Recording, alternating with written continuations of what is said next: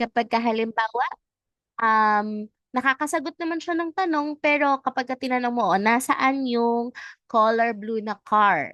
Pero hindi niya ma-point, so panuto yon. So dahil hindi niya ma-answer or hindi siya makapag-respond, then it's also a concern with the receptive language. On the other hand, sa kabilang dako, yung expressive language naman po ay yung pagbuo, paggamit na nung nalalaman natin para makabuo ng mga phrases, ng mga sentences, makapagkwento, makipagkwentuhan, at makapag-express ng naiisip, nakikita o nararamdaman sa pamamagitan ng salita o sulat.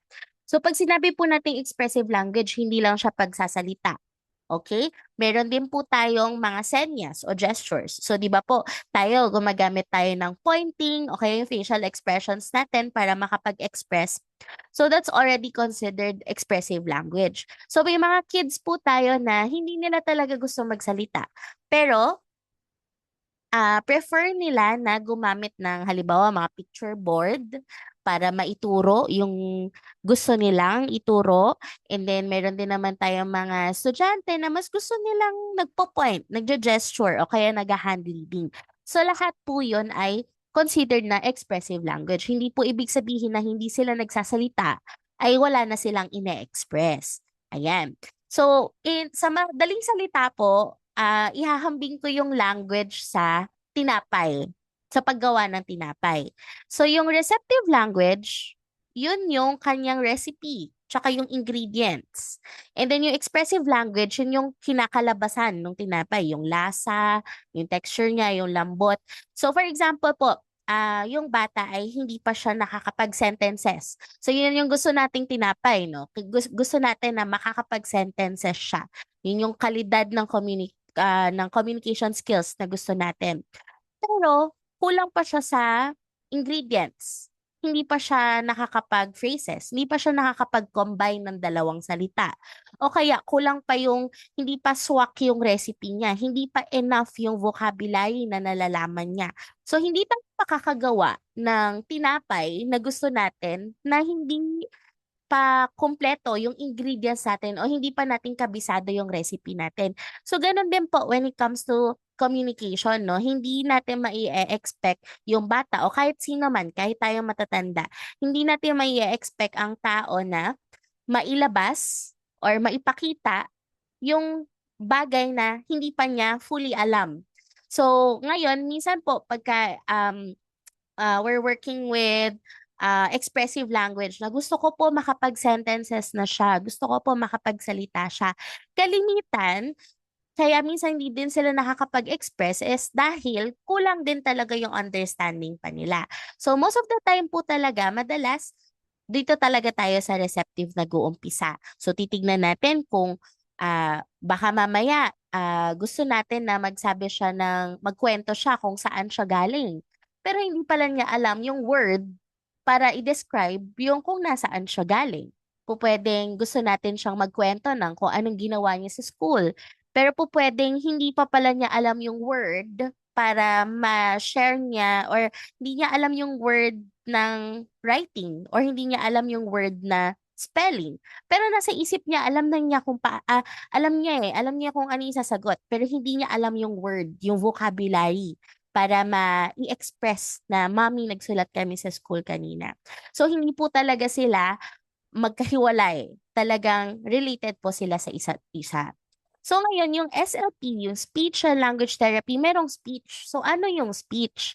So, sa tinapay naman, ang speech naman is masasabi ko yun yung oven at yung skill level ng panadero. So yung mga bata po, no, hindi naman sila lahat all the time um, pag di nagsasalita, ang problem is expressive language. Sometimes, hindi nagsasalita kasi yung speech nila hindi pa buo, hindi pa develop. So, ibig sabihin, kakaya nilang i-express yung sarili nila sa ibang pamamaraan, katulad ng pagsusulat, pag-gestures, pero hindi lang talaga nila masabi. Hindi nila ma-produce yung mga sounds na kailangan para maging klaro yung pagsasalita nila o kaya yung brain nila hindi makapag-produce ng mga signals na papunta sa mga muscles nila para ma-coordinate yung mga sounds na kailangan nila para masabi yung word. So may mga times na halimbawa hindi nagsasalita yung bata, automatic isipin natin, kasi wala siyang alam or hindi pa niya naiintindihan. Not all the time. So, meron tayong mga kondisyon na katulad ng childhood apraxia of speech na magaling silang umintindi. In fact, ang ganda ng vocabulary nila. Pagka tinanong mo sila ng, "Oh, anong kinain mo?" Tapos binigyan mo siya ng picture board, ma-identify na niya kaagad kung ano yung kinain niya. Pero hindi siya makapagsalita. So dahil po 'yon sa speech. So even if kumpleto yung ingredients mo, napaka-high quality ng harina mo, tapos yung recipe mo ano na, talaga na perfect mo na, pero yung oven mo sira. So how are you going to express yourself? So kailangan bibili ka talaga ng panibagong oven or at least papaayos mo. So itong tatlong to, hindi rin siya magkakahiwalay. Most of the time, they are um being developed together. Pero most of the time lang po talaga, ito yung mas inuuna, yung receptive. Kasi nga naman, hindi ka makakagawa ng bagay na hindi mo alam. Ayan. So ngayon, okay.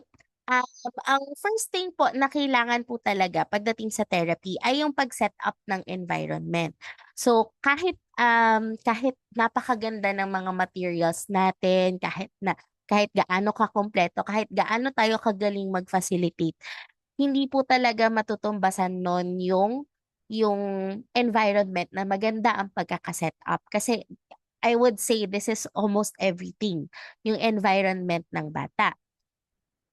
So usually, ito po nandun naman po sa recording natin. Pero generally, basta po ang kailangan is makikita nila yung mga toys na gusto nila, pero hindi nila kaagad makukuha. Bakit? Kasi gusto natin silang bigyan ng opportunity na makipag-communicate sa atin kung ano yung gusto nila.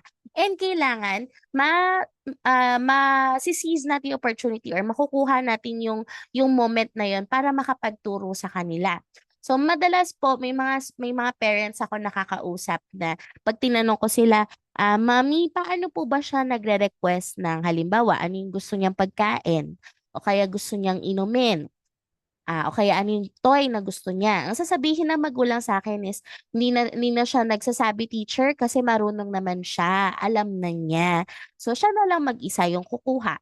So, yung opportunity po na, halimbawa, yung gusto niyang kainin is nasa box, tas nandun sa ibabaw ng ref, yung opportunity na magpo-pause siya, kukunin niyo yung kamay niyo, kukunin niya yung kamay niyo, ililid niya doon sa gusto niyang kainin, and then maituturo niyo sa kanila yung word na dapat sasabihin nila instead. Sobrang sayang kung wala yung opportunity na yon, and makukuha lang natin yon kung nakaset up yung environment natin in a way na hindi easily accessible sa kanila yung gamit, um, laruan, ganyan na gusto nilang abutin.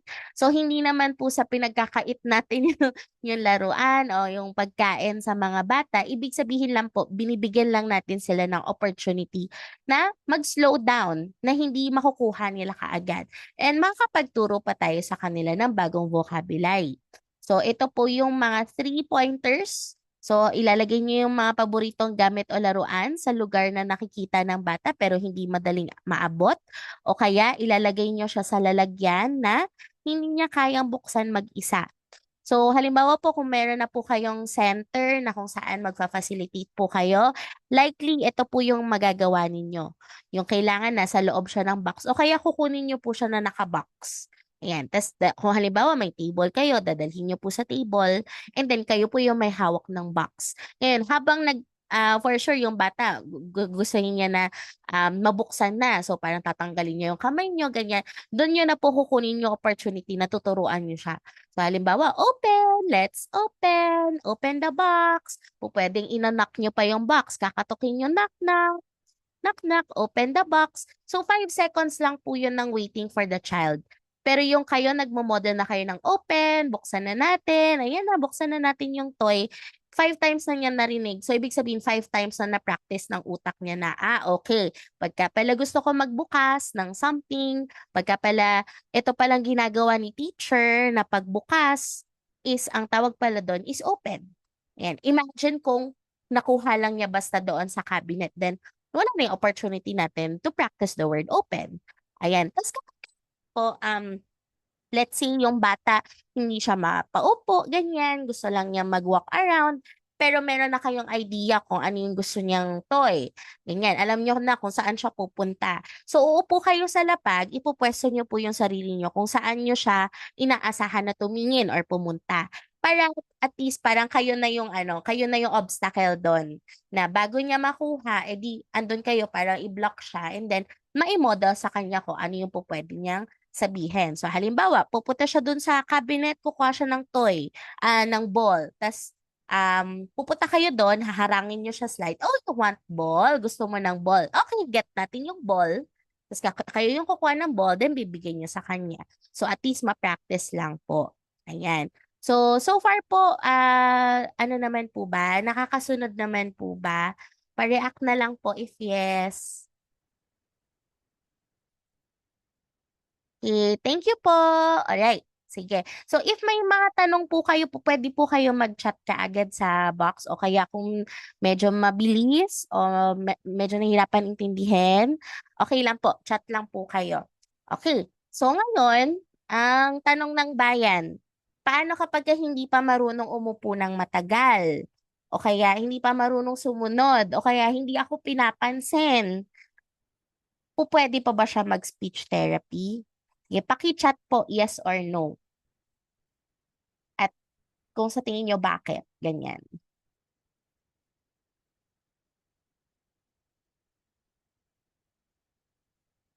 Kapag ka ba, paano kapag hindi pa marunong umupo o sumunod sa mga instructions ang bata, pwede na ba siya mag-speech therapy?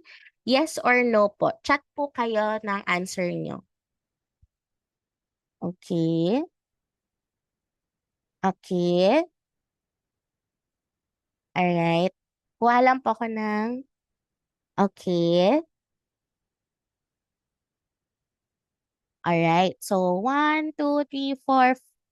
Four ang nagsabi ng yes. And then, sa Bridges is no. And then, OT po muna. Okay, so actually, in a perfect world, kailangan OT talaga muna. Pero, hindi naman ibig sabihin nun, hindi po pwedeng mag-speech therapy ang bata. So actually, ang sagot po dyan is oo. Po pwede naman siya mag-speech therapy. Kasi not all the time, ang ano natin, ang parang ano ba to? Perception natin sa speech therapy, lalo yung mga nakikita natin mga video, tsaka mga picture, nakaupo yung bata, di ba? Tapos si teacher may hawak na picture card, tapos yung bata, binubuka din niya yung bibig niya ayon sa buka ng bibig ni teacher, o kaya pag sinabi ni teacher, say ganito, sasabihin din ng bata. So, ibig sabihin nun, kailangan nakakaupo na yung bata, nakakasunod na, papansinin na niya si teacher. Actually, hindi naman po kailangan.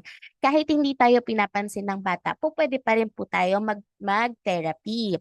Okay? So, madalas na makikita natin to sa mga bata na siguro mga 1 to 5 years old, ganyan yung lakad pa sila ng lakad, hindi pa sila makaupo, gusto nila puro laro lang, ganyan. Hindi talaga mag-work yung mga traditional na mga techniques ng therapy na papaulit nyo sa kanya, na papakitaan nyo siya ng picture, hindi talaga siya mag-work.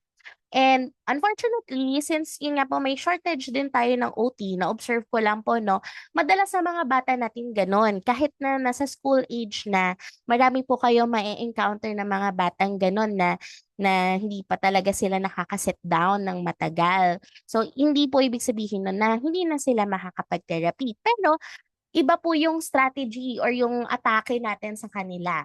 Okay? So, ayun, actually, okay lang na mag-speech therapy sila. So, unang-una po is we have to follow the child's lead through parallel play.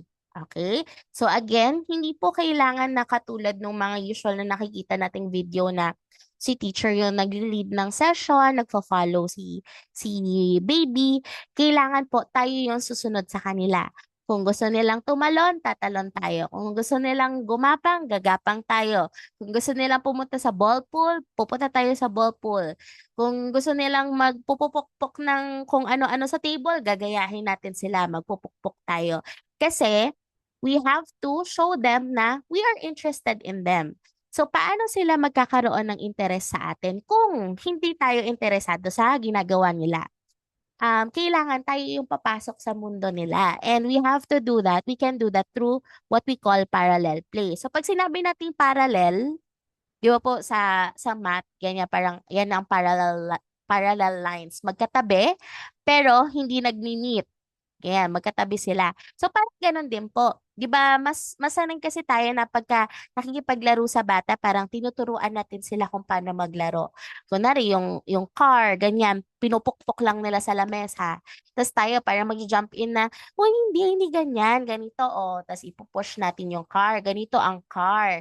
So, mas sanay tayo sa ganun. Even ako po ganun pagpapalaki sa akin ng mother ko. Pero for kids with autism specifically, hindi natin sila tuturuan paano maglaro. Hindi yun ang goal natin for speech therapy. Ang goal natin sa bata ay makipag-communicate sa kanila. So, paano natin siya gagawin? Kailangan magkatabi o magkaharap kayo. Pero po pwedeng magkaibang laruan or same na laruan, pero ginagaya nyo yung vocalizations, yung bubbles, yung salita o galaw ng bata. So halimbawa, kunwari, kukuha siya ng spoon. Tapos imbis na mag-pretend play siya na magmi-mix ng spoon o kaya kunwari kakain siya, ang gagawin niya, ipupukpok niya sa table. So gagawin nyo, tatabihan nyo siya, kukuha kayo ng either spoon din o kaya fork, at pupukpok nyo din yung table.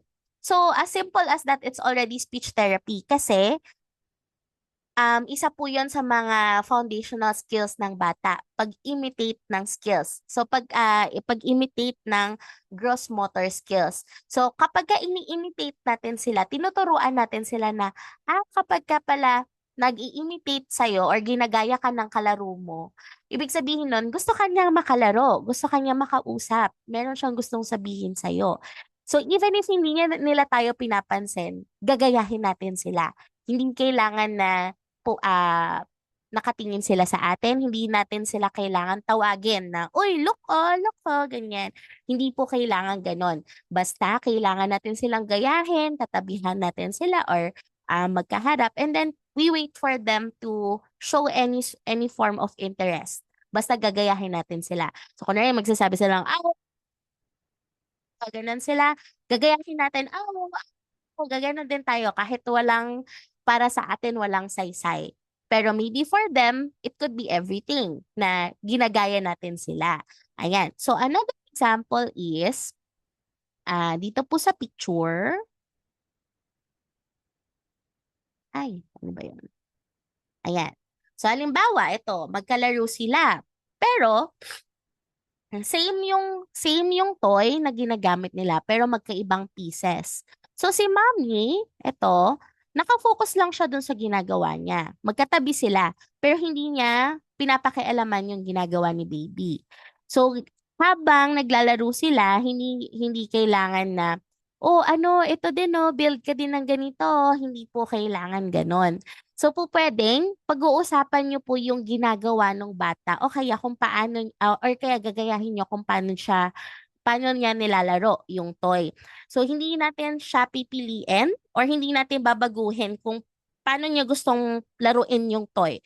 So katulad nito, si Mommy, alam niya na itong toy na to magnetic, po pwede akong magtayo ng house. Pero si Baby gusto lang niyang tignan. And that's okay. Basta ang important is, habang magkatabi kayo, nagmo-model kayo, pinag-uusapan nyo, nagsasalita kayo, kinakausap nyo siya.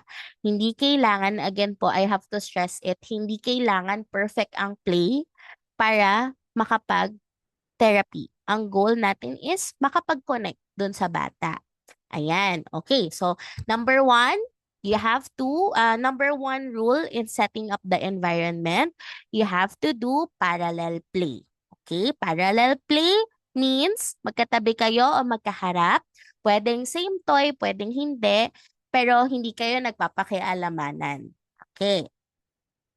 Next. Okay, after ng parallel, so number 1 is parallel. Number 2 is owl. You have to observe, wait, and listen. So, tayo po, medyo sanay tayo na pagka nag-ask tayo ng question, ganyan, kailangan ma-answer ni baby. Ganyan. Pero sometimes, kailangan we have to slow down. We have to observe first kung ano bang ginagawa nila. So, halimbawa, babalik tayo doon sa um, picture nung magnanay na naglalaro ng toys. So, pupwedeng si nanay, hindi muna siya magsasalita. Mag-o-observe lang siya. Ayan. And then, nakita ni nanay na, kunwari, yung isang toy is sira. Okay. So, sometimes, ang gagawin natin, naku, sira na. Tapos tatanggalin natin kaagad. O kaya, oh, naku, ano nangyari dyan? Sira na. Ganyan. So, instead of doing that, instead of reacting right away, we have to wait first. Okay? Tignan natin and papakinggan natin yung bata kung magre-react ba siya. So, pag sinabi nating listen, hindi all the time magsasalita siya. Pwedeng bantayan natin yung body language niya. Okay? So, parang nakikita ba natin yung bata na parang confused din siya? Bakit sira yung laruan niya? Itatapon ba niya? Ano yung magiging reaction niya? So, lahat po yun, valid forms of communication. Okay? And yung mga bagay na yon hindi natin makukuha sa bata if we don't observe, if we don't wait. Silence is also very important. Not all the time nag-iyak po tayo or nagsasalita tayo habang nagte-therapy, no? So, after you listen, or pagka na-observe nyo na nagre-react siya, then tsaka kayo magsasalita, oo nga, sira yung toy. Sira na siya. Sira na pala.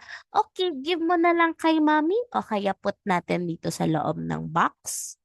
Okay, so pagka ganon, then you wait, you observe the child again, and then you wait for their response, and then you listen, whether spoken or kaya gestures, kung ano magiging body language nila. And then doon po ulit kayo magre-respond. So parang kung napapansin nyo po, parang ang principle nito or yung kailangan gagawin natin is yung bata yung magfo-follow ay yung bata yung magli-lead ng therapy natin, hindi po tayo. So kailangan talaga um magpa-parallel play tayo and then we also do yung observe, wait, and listen. Ayan. And then, aside from that, we have to model language without expectation. So, 'di ba po in real life, pag tayo nag-expect, doon tayo nasasaktan. Char. 'Di. Pagdating po sa language development, ganyan, meron po talaga tayong expectation kasi gusto natin silang magsalita. Gusto natin na pansinin tayo, gusto natin na well, communication is a two-way street, 'di ba? Hindi naman po pwede na tayo lang yung nagsasalita. Merong natural na need tayo bilang tao na pansinin tayo at may sumagot sa atin. Pero for language development po kasi and specifically for speech therapy, hindi kailangan na sasagot yung bata.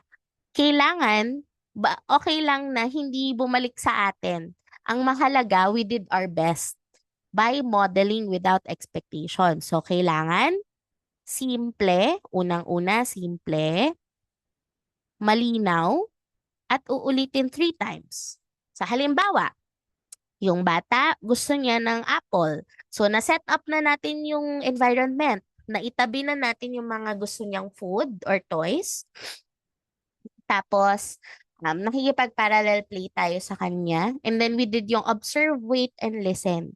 Then nakita natin through their body language na inaabot niya yung cabinet na merong mansanas. So, ang gagawin natin, una, simple. Hindi natin sasabihin na, oh, you want to get the red apple on top of the cabinet? Hindi po. Or gusto mong kunin yung mansana sa ibabaw ng cabinet? Hindi rin po ganon. Gusto mo ng apple. Yun lang. Simple. Gusto mo ng apple. Okay. Kunin yung apple. Ito, apple. Enough na po yun. That's already modeling language. So, kung napansin nyo din po, malinaw yung pagkakasabi ko. So, ine-elongate ko, pinapahaba ko yung mga vowels. So, hindi lang siya apple. Gusto mo apple. Versus, gusto mo ng apple. Andun sa taas. Kunin natin yung apple versus um, kunin natin yung apple. Andun sa taas.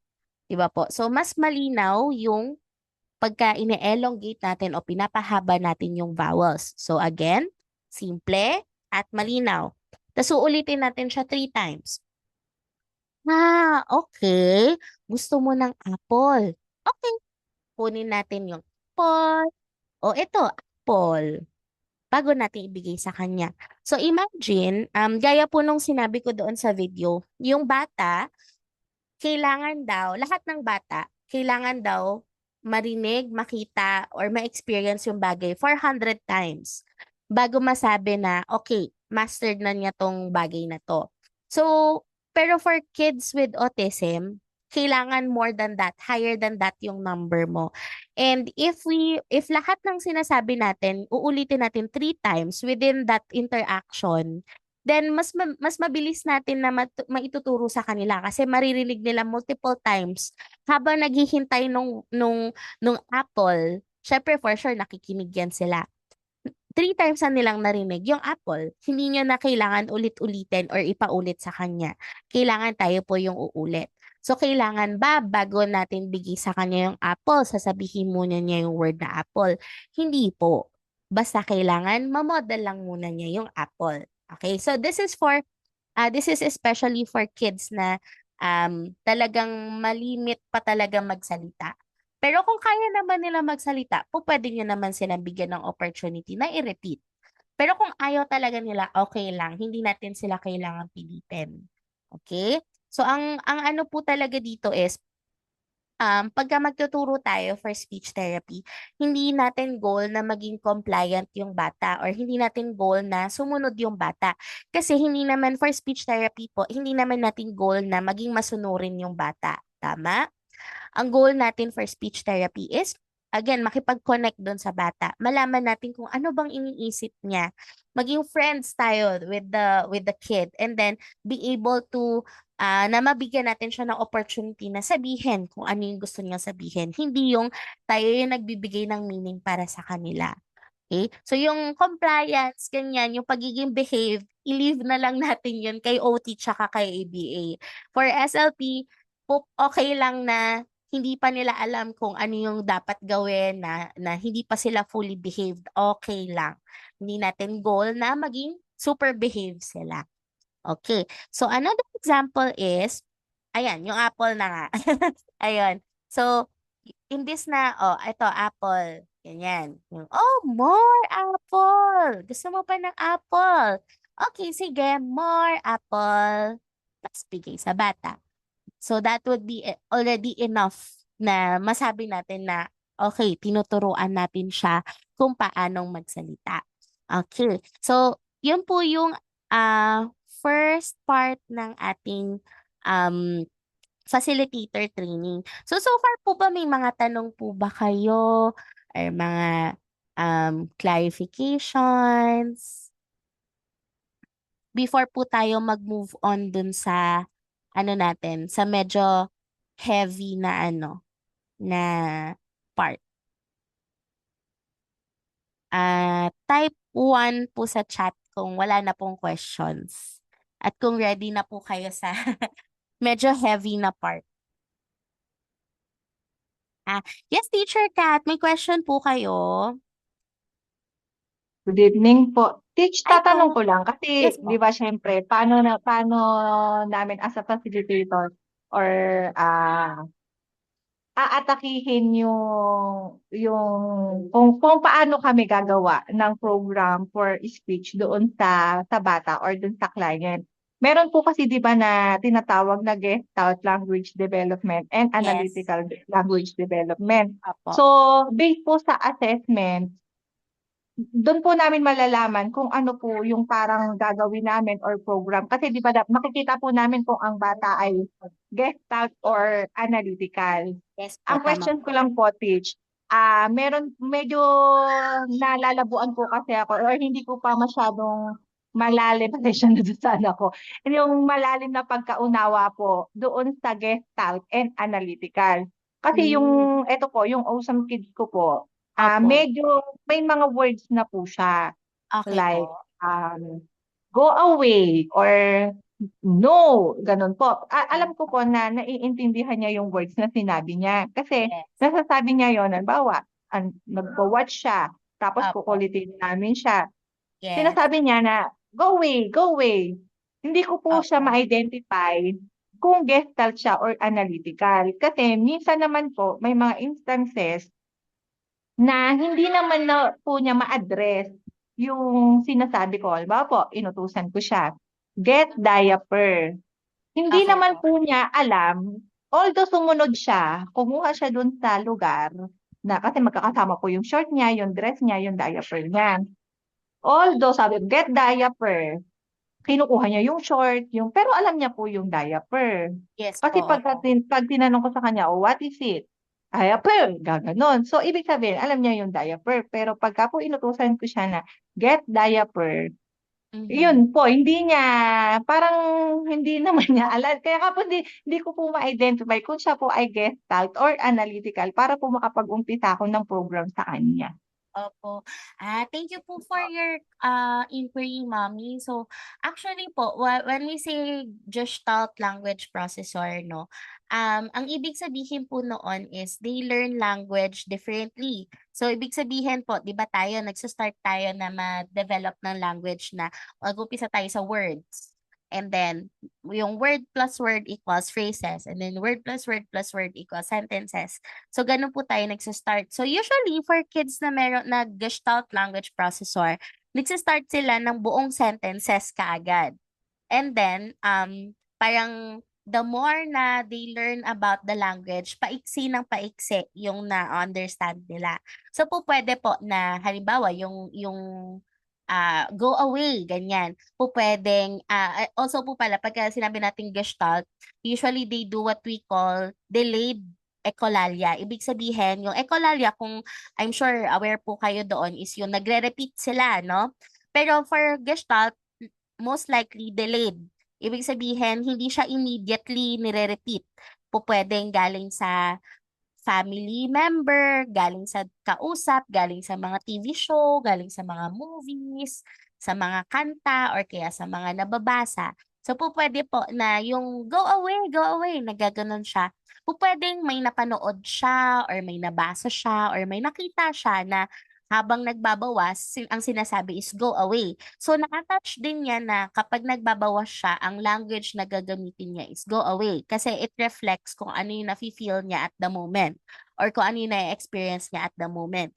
So share ko lang po, meron akong isang student na ayaw niya ng kinakantahan siya or ayaw niya ng very loud sounds. And then at some point, medyo confused ako kasi bakit kaya pag nagagalit siya sa akin, bigla siyang kumakanta ng happy birthday. Happy birthday to you. Ganun siya, tapos umiiyak na siya.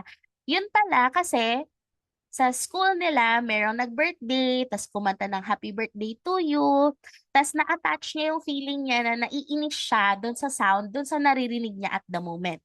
So, ang sinasabi niya is, ang kinakanta niya, imbis na sabihin niya sa akin na, teacher, ayoko nito, naiinis ako. Ang ginagawa niya is kakanta siya ng happy birthday to you.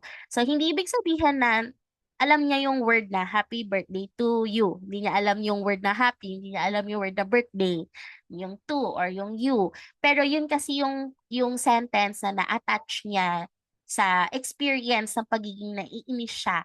O pwedeng na-experience niya at some point na gano'n, na naiinis siya, may narinig siyang gano'n, kaya yun yung sinabi niya. So parang gano'n, parang siguro po parang gano'n din po for your kid, mommy, na delayed echo siya na kuha niya from somewhere na go away. Pero, di ibig sabihin na ah, very developed na yung vocabulary niya na per word. Parang ganun po. So, actually po, for that, hindi naman po gaano nagkakalayo yung program ng analytical versus gestalt. Kasi po, same lang din po na merong mga modeling na mostly on modeling po talaga tayo. Pero ang difference po is sa analytical, sa gestalt, hindi natin nire-recommend na mag target ng following ng instructions at saka ng answering ng questions. hanggat ma-develop yung expressive language niya. So parang baliktad po yung sa kanila. So if ever naman po for our app specifically po, meron naman po akong nilagay na for initial evaluation nila. May part doon na ititik nila if nagde-delayed echolalia yung bata or repeating from shows, ganyan. Then kapag ka po ganun, may program po ako na i-open na specifically for Gestalt language processing. Tapos tuturuan po kayo kung paano mag-model for that. So for them po, hindi po siya parang parang, oh, what's this? What's that? 'Di ba? Usually ganun tayo magturo ng vocabulary. For them po, gagayahin natin sila. So ipapasok natin yung mga kung ano na yung mga nare-repeat nila na mga sentences, and then doon natin ipapasok yung vocabulary. Ayun po. So siguro mami I can try to send siguro through Bridges, or pagka naging open na yung program, then papakita ko po sa inyo para po meron din po kayong specific na or gagawa na lang siguro din ako ng video na kung paano to demonstrate kung paano po siya, kasi medyo different din po siya talaga from analytical.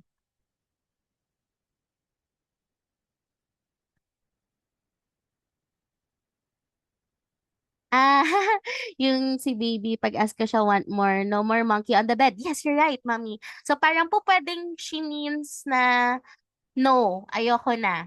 Pero dahil nga ang na-attach niya is doon sa video na sabi ni mommy, no more monkeys jumping on the bed, 'di ba? Parang yung feeling of not wanting anything na is na-attach niya kasi yun yung naririnig niya or yun yung nakikita niya or napapanood. Parang ganon. So with that being said, parang halimbawa po, oh, do you want more? No more monkeys on the bed. Parang ganon, no more, no more. Imbis na buong no more monkeys on the bed, ang ituturo niyo na lang po sa kanya is no more. Pero hindi niya naman siya ituturo directly na, oh, you say no more. Di, parang i-follow natin siya na pag sinabi niya, no more monkeys on the bed, no more monkeys on the bed. No more, no more, no more. So, yun po yung papaulit-ulit natin sa kanya. I have another example. Sorry po, last na. Meron akong isang student na um, lagi niyang favorite kantahin yung I'm a circle, you can see me everywhere, mga ganon. Tapos kukuha siya ng circle. Eh gusto ng parents is ma-develop yung vocabulary niya. So ang ginawa po namin is, kunwari yung spoon and fork, ganyan, gusto ni mommy yung spoon and fork. Imbis na I'm a circle yung kinakanta namin. Kukuha kami ng eating set, ganyan. Tapos kukuha kami ng spoon, kukuha kami ng fork. Habang naglalaro kami nun, kinakanta ko na, I'm a spoon, you can see me everywhere. Ganyan. And then yung fork, I'm a fork, you can see me everywhere. Para ma-realize niya na, okay, pagka pala nag-iba ng word, then mag-iiba yung meaning ng script ko. Kaya pala circle yung kinakanta doon sa script is because circle yung nasa TV. So pagka spoon na, then it's a spoon. Pagka fork na, it's a fork. So parang ganun po siya. So, ayan po. Anyway, magsasend po siguro ako ng demonstrating. Ayan, tama po. Yung kailangan po ng decoding from parent na kailangan po individualized kasi siya eh. Pero since we're working on an app, po pwede naman po mag-share dun sa program po na gagawin ko. Mag-share po yung parents ng halimbawa 1 to 10 scripts that they can identify from the kid, tapos kung anong context po, so kailan niya ginagamit. So katulad po ni baby na no more monkeys on the bed, tas ang context pala is she's trying to say no. Ganyan. Tapos ang source niya is coming from this specific YouTube video. Then yun po yung parang i-assess ko, then bibigyan ko kayo ng parang ito yung mga po pwedeng scripts na i-model nyo during your session. Parang ganun po. Pero yan po, generally, um, more on modeling po talaga kapag ka Gestalt language processors. And also, hindi po pala hindi siya um, parang ano ba tawag doon? Yung parang black and white lang na. either Gestalt siya or analytical. Po pwedeng analytical processor na with features of Gestalt, or po pwede rin na Gestalt processor pero with features of analytic, or po pwede rin na Gestalt lang, po pwedeng analytical lang. So there's actually kailangan pa ng more research doon sa field na yun. It's relatively new sa mga speech therapists, like mga 20 or 30 years ago pa lang siya unang na research, and we need more information about it. Pero ayun po, generally, more on modeling po talaga tayo. And with the app naman po, coming from parent feedback, ma-assess ko naman po siya, or if magkakaroon pa po kami ng isa pang speech therapist, we're going to assess it. And then, magpa-provide po kami ng list of scripts on how, a list of scripts, and then specific na strategies kung paano po siya i-model. Ayan, or i-demonstrate. Ayan. So far po, okay po ba, Mami Kat? Ayan, sige po. Thank you po. Ayan, so mag-move on na po ako doon sa mga specific na strategies. Ayan, so share ko lang po yung screen ko. For this one po, magre-request po ako ng parang return demonstration, ganyan, na ipapakita nyo po sa akin or itatry natin together kung paano po siya gagawin. Okay. So, meron kang tinatawag na mga language stimulation techniques. Language, yung gaya po ng inexplain ko po sa inyo kanina. Stimulation, ibig sabihin parang, ano, tinatry nyo siyang i-elicit, tinatry nyo makuha yung language niya, tinatry nyo i-develop. And then, ito po yung mga simpleng paraan na ginagamit ng mga matatanda, tayo, mga adults, para matulungan yung bata na maintindihan yung mga konsepto sa paligid at makipag-communicate. Okay. So, yung modeling po, na-discuss ko na po kanina, no? Kailangan maikli, malinaw, tsaka merong diin sa mga mahahalagang salita or yung mga core words. So, ano po ba yung mga core words? Yung mga core words, yun po yung mga words na mas ginagamit on a daily basis. So for example po, yung mga colors, numbers, and shapes, hindi po yun core words. Ang tawag po doon is fringe vocabulary. Pero pag sinabi natin core words, yun yung mga oo, hindi, meron, wala, taas, baba, loob, labas, gusto, ayaw. Yung mga ganun po, yun yung mga na-encounter kasi natin daily. So kung halimbawa po, meron kayong access sa Google, ganyan. Pag nag-search po kayo ng mga core words list, ganyan, marami po kayo makikita ng mga core words. Pero for our program sa speech therapy po specifically, ang ginawa ko po is yung program po na i-open ninyo, meron na kaagad siyang word bank. So makikita niyo po na ito na po yung mga words na po pwede niyong gamitin. So halimbawa po, saglit lang po, hanapin ko lang siya.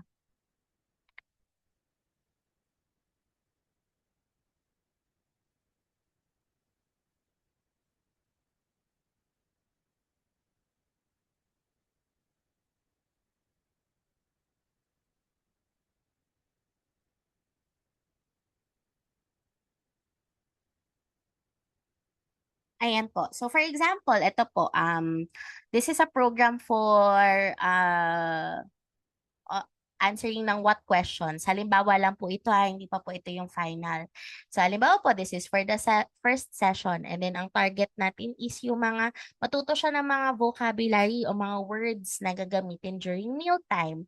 So ito po, meron na po ako nakaset na ito yung mga words na po pwede yung ituro sa kanila.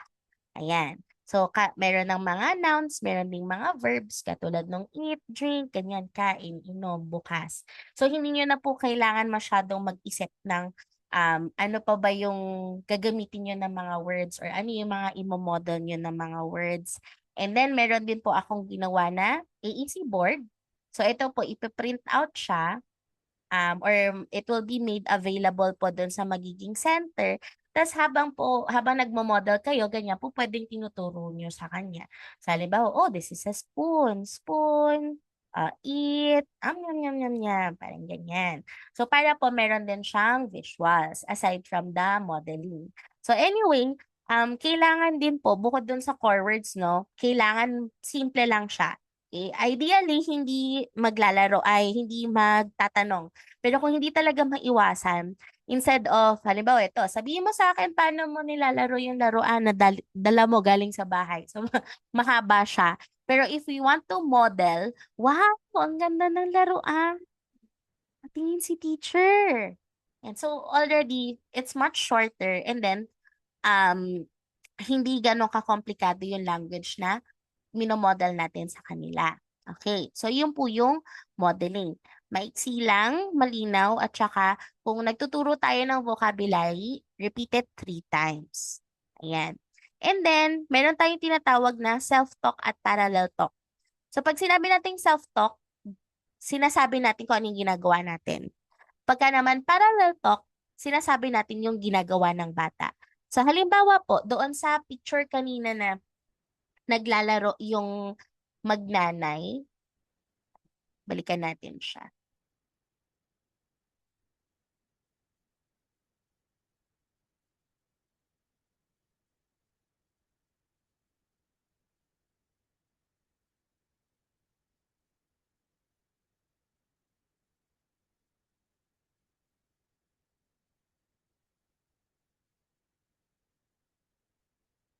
Ayan. So halimbawa po, ayan, naglalaro sila, nagpa-parallel talk sila, again, nakaset up na yung environment. Kung ang gagawin natin is self-talk, magsasalita si mommy tungkol sa ginagawa niya. Ang sasabihin ni mommy would be, mm, gumagawa ako ng bahay. Yan, yun yung sasabihin niya. Kung self-talk. Kasi, yun yung, yun yung ginagawa niya. Pagka naman parallel talk, again, pagka parallel talk po, sasabihin natin kung anong ginagawa ng bata. Okay? Try nga po natin sa chat, baka kaya nyo pong magbigay ng example. Ano po kayang po pwedeng sabihin ni mommy kung ang strategy natin is parallel talk?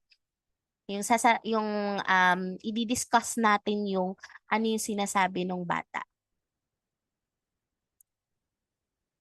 Meron po bang gustong mag-try? Parallel talk. Or kaya po pwede niyo pong i-open yung mic niyo. Ayan. Or raise your hand.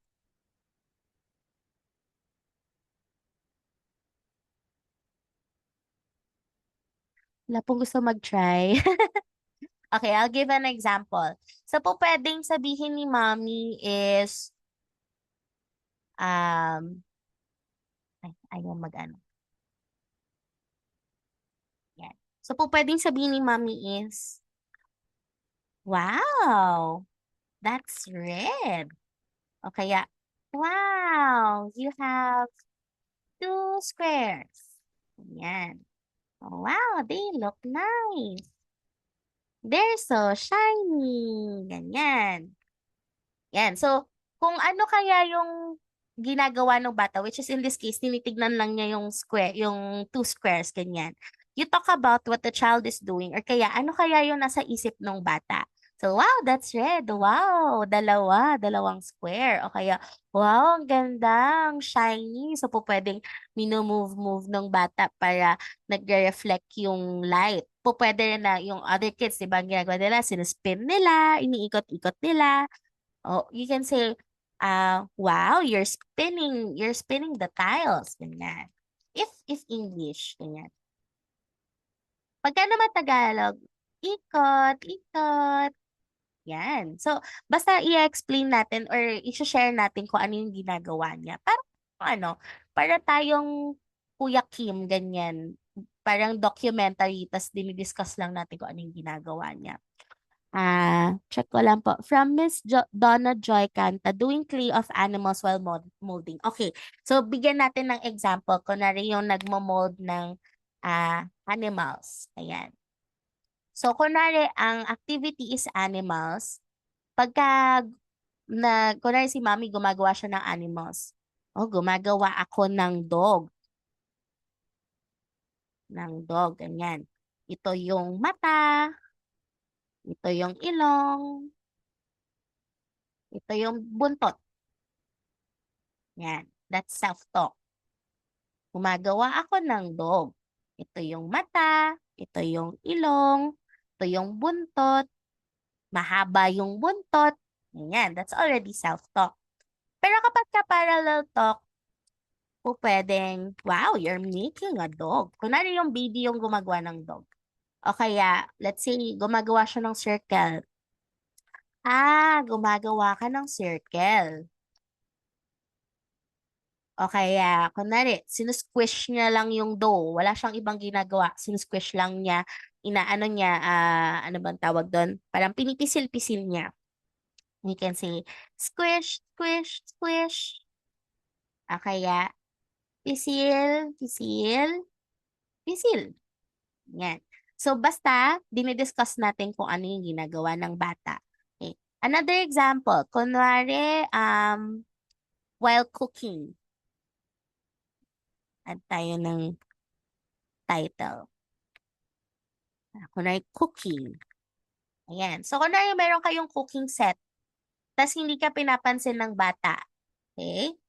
So, by self-talk, luto tayo ng egg. Luto tayo ng self-talk. Ayan. Luto tayo ng egg. Okay, tapos na to. Ganyan. Okay na to. Luto na yung egg. Ayan. Paano naman kapag kayong bata, parang ayaw niya magluto. Kunwari, tinitignan lang niya yung pan. Ganyan. Tapos iniikot-ikot niya. You can say, that's a cooking pan. Ano bang Tagalog ng cooking pan? Ah, Kalimutan ko. Ano po ba yung Tagalog ng cooking pan? Baka may nakakaalala sa inyo. Ayan, crack the egg in the pan. Very good. So kung halimbawa po, yung bata yung nagka-crack, then that would be parallel talk. Pero kapag ka tayo yung nagka-crack ng egg, then that would be self-talk. Pero either way, that's a good model. So let's say yung bata yung nagka-crack, crack the egg in the pan. Oh, careful, the pan is hot. Mga ganyan. Careful, the pan is hot. Don't touch the pan. Ayan. Or kaya, let's open the fire. Let's open the stove. Let's turn on the stove. Mga ganyan po. So, basta basically po, we're talking about what you are doing or what the child is doing. Okay. So, kukuha po ako ng isang isang facilitator. Magro-role play po tayo. Very saglit lang po. Ayan. Si sino kaya? Si Miss Maricel Garcia, pwede niyo pong i-on yung mic niyo kung kaya lang naman po. Or kaya kahit sa chat, okay lang din naman. Hello po, Miss Maricel.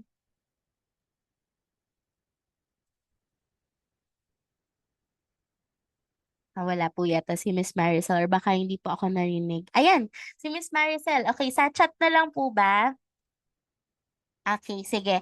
Give po kayo ng example ng ano kaya yung pwedeng i-model through self-talk kapag halimbawa naglalaro yung bata tas kayo po naglilinis ng bahay. Self-talk po.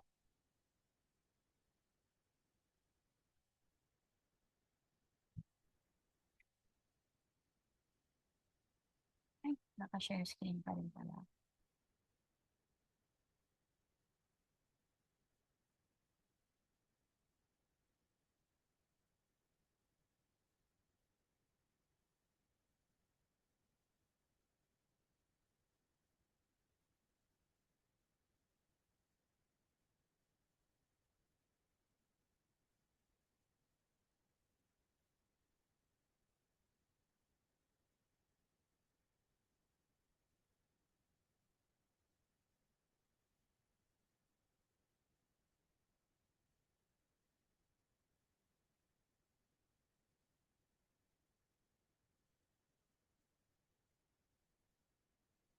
Ayan, good. Pwede po na nagwawalis ako, walis-walis. Naglilinis si mommy, ganyan. Magwalis tayo, linisin natin yung floor. Magwawalis ako sa kusina, magwawalis ako sa living room. Okay lang po, no problem po. Ayan, magwawalis tayo sa living room, magwawalis tayo sa kwarto. So, habang naglalaro yung bata, even if hindi siya nakikinig, nagmo-model tayo through self-talk. Kapag ka naman, halimbawa siya naglalaro, tapos nagluluto tayo. So, parallel talk naman po, kunwari naglalaro siya um, ng mga balls, ganyan, nagsushoot-shoot siya ng ball. Oh, wow, you're shooting. Nagsushoot ka ng ball. That's a ball. It's a big ball. It's a small ball. Oh, you're getting the red ball. Okay, shoot the ball. Let's shoot the ball. Ganyan. So, clear naman po ba yung difference ng self-talk tsaka parallel talk? Type 1 po if clear na.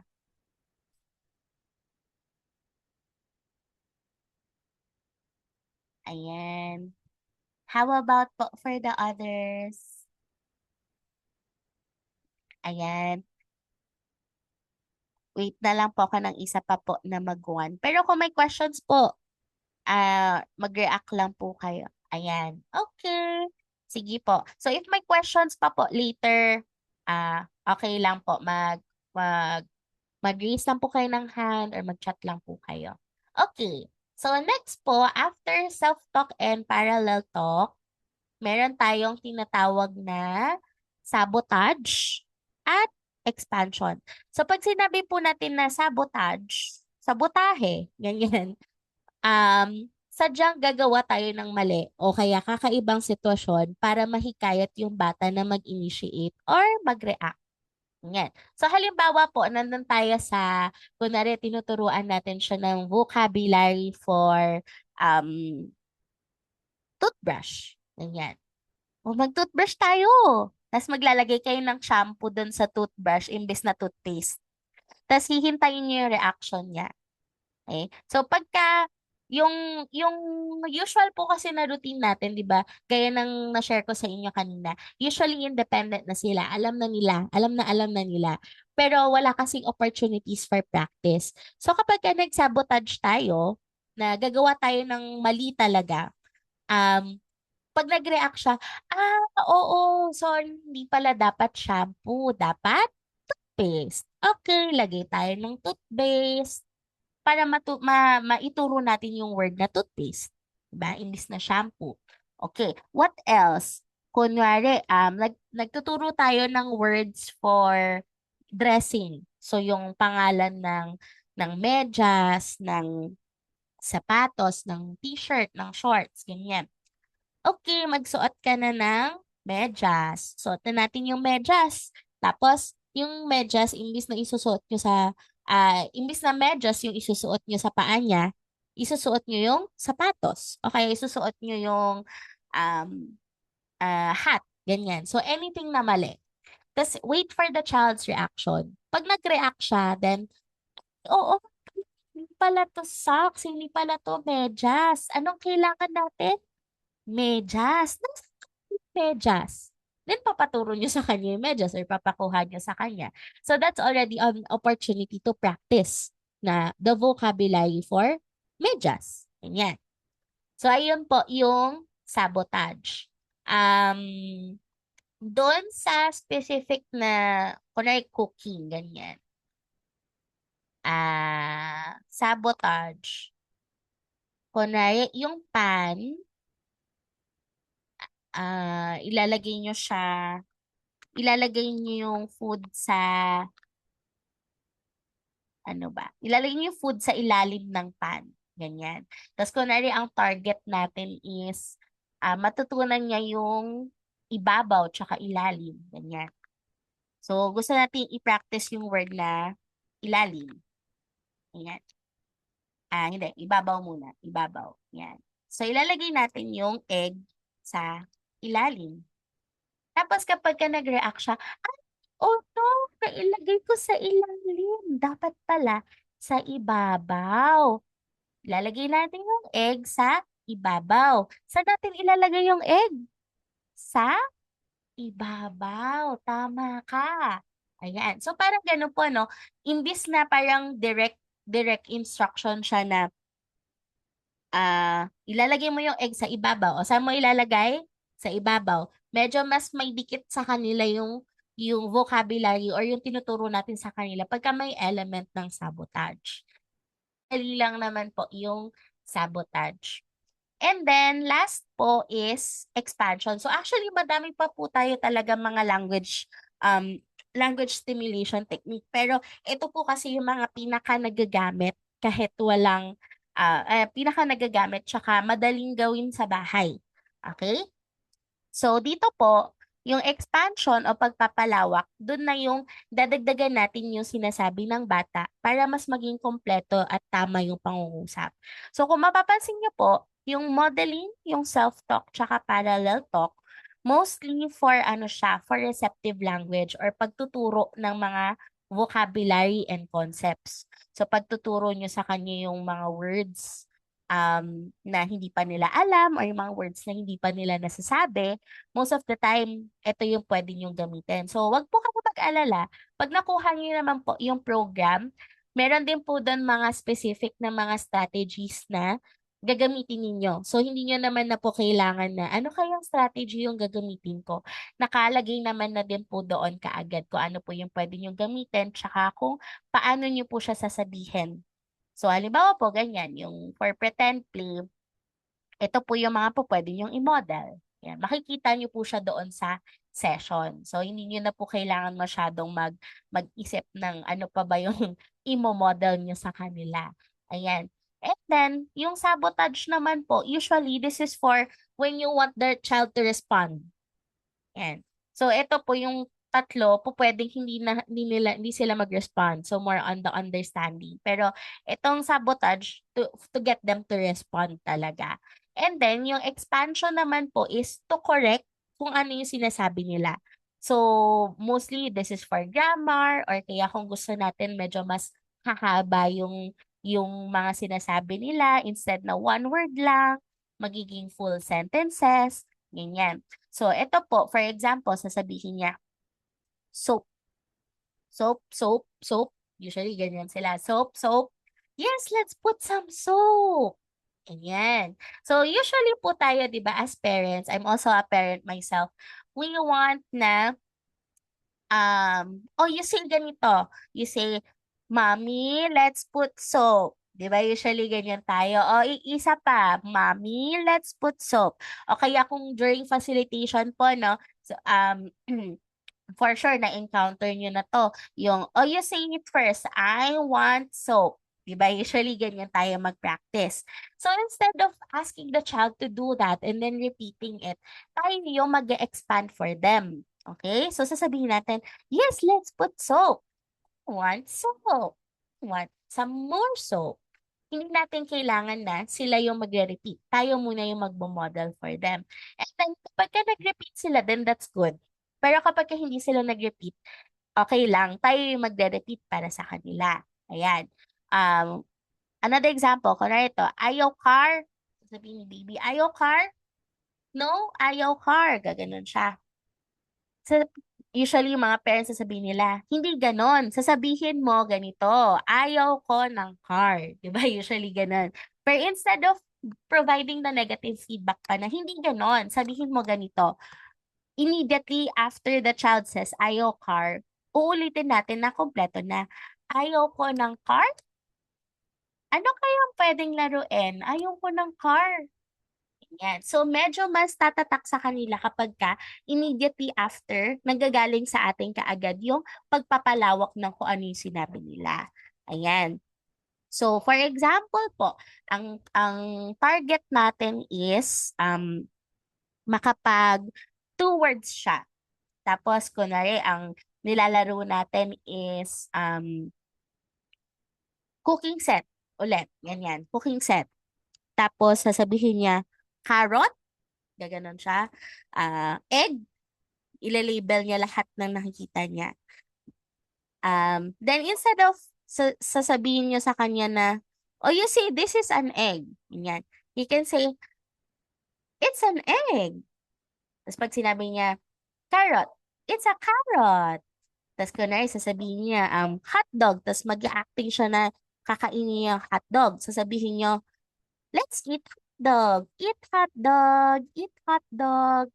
Yan. So, kung napapansin niyo po, nire-repeat ko lang yung sinasabi niya, pero dinadagdagan ko. So, yun po yung pagpapalawak or extension. Walang nagaganap na sabotage, pinapalawak ko lang. And then, hindi ko sinasabihan na mali yan. Kulang yung sinasabi mo. Just immediately after, I'm just expanding. Pinapalawak ko lang yung sinasabi ng bata. Ayan. So, um, yun po yung mga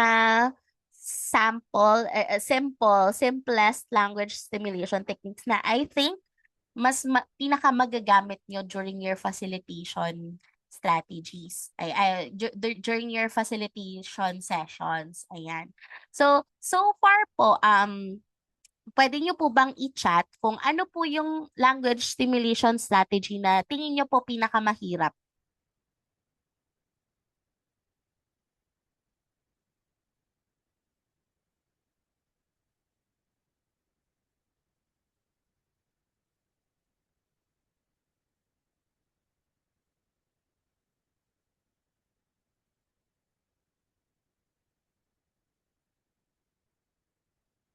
Ayan po.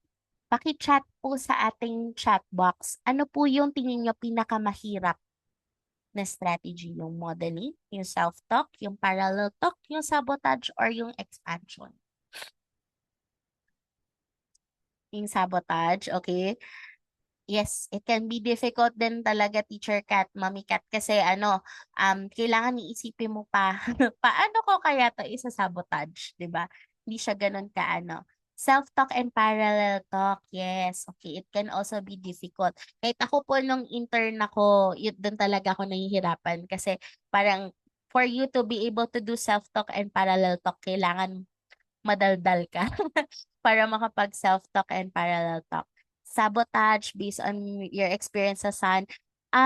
Miss Jovelina, can you share then why do you think sabotage or parang based sa experience mo with your son, why is sabotage more difficult?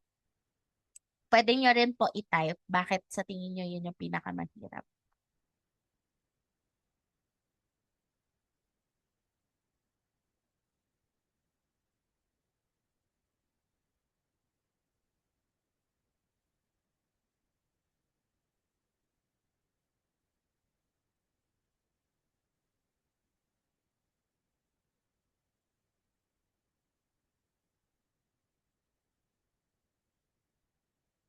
How about po for the others? Ano po yung pinakamahirap for you?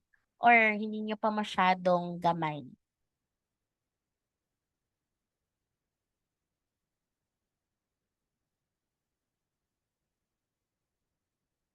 Miss J, baka meron kayong ano.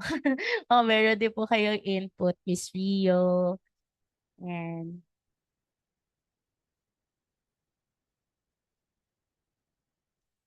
Wala pa po siyang reaction. Okay. Maybe po, Miss Jovelina, pagka ganun po, no, pag wala pong reaction yung bata, then most likely ang mas mag-work sa kanya is yung mga modeling, self-talk, and parallel talk. Kasi po, yung mga ganong strategies, hindi kailangan ng response ng bata. Okay? So parang magbe-base po tayo sa, ide-develop pa natin yung na makapag-react siya, ganyan. Kailangan ma-develop muna natin yung vocabulary niya, yung understanding niya about his world, ganyan. Kaya most of the time, pagka po ganun na hindi pa masyado nagre-react or kaya pagka tinawag mo, ganyan, hindi siya hindi siya sumasagot o kaya pagka gusto mo makipag-play sa kanya, mas gusto niya mag-play mag-isa, ganyan. Then mostly, yung modeling, self-talk, and parallel talk po tayo. So, share ko lang po, no, doon sa mga um, activities po na ginawa ko for Terra Home Plus, naka-base po siya sa age din and then doon sa developmental profile nila. Pagka, di ba po, pagka nagpumasok kayo doon sa app, may initial evaluation, may mga sasagutan ng mga tanong, lalabas po yung program na according doon sa level ng bata. So halimbawa po yung bata or yung magiging student niyo po is someone na hindi pa masyado nagre-respond, gusto niya pa ikot-ikot pa muna siya, ganyan, or kaya hindi pa niya masyadong nakikita yung fun in playing with other people, mas prefer niya na mag-isa. Then yung program po na lalabas sa inyo is more on doing modeling, self-talk, and parallel talk. Pero kapag ka medyo, ano naman, yung kunwari nakakapag-respond, ganyan, then more on ganyan, mga sabotage and expansion, mga repetition, ang lalabas po sa inyo. So, no worries naman po sa kung ano kaya na pagpili ng strategy na gagamitin nyo. Hindi naman po siya kailangan kayo pa yung mag-identify. Ayan. So, thank you po sa feedback ninyo. Kapag ka po may questions po kayo or maalala kayo na concerns, chat lang po kayo. Ayan. Miss Jaya, Miss Rio, ano po ba? O pwede pa po ba ako mag-discuss ng hierarchy of queuing or too late na po? Medyo napatagal po yung discussion.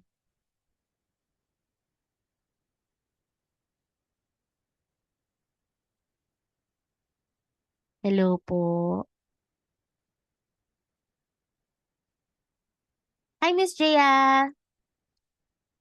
Pwede po ba tayo magkaroon na lang ng part 2 ganyan para medyo ma ma-process din po nila and then po pwede silang mag-share ng mga samples that they've kunwari ma-try nila with their kids, ganyan. Then we can talk about it next session, ganyan. Sige po kasi I feel like baka ano, medyo information overload, ganyan. Ay gusto ko po na medyo ma-process nyo po muna siya. And then, siguro po at home, or I'll ask Miss Jaya po kung ano yung mga specific na difficulties nyo with your kids, ganyan. Or if you have other relatives po with autism, ganyan. If meron po kayong specific na difficulties, like hindi siya nag-answer na ganito, hindi niya alam yung pangalan niya, hindi niya alam yung ganito, ganyan, ganyan, mag-send po kayo ng isa and then kay Miss Jaya po siguro or sa admins po ng Bridges app. And then, magbibigay po ako sa inyo ng language stimulation techniques na you can try. And then maybe you can send us a video kung paano nyo po siya ginawa at home para po ma-practice nyo din po siya. Okay po? Sige po. So far po, may questions pa po ba kayo or concerns para po um, if wala na po, we can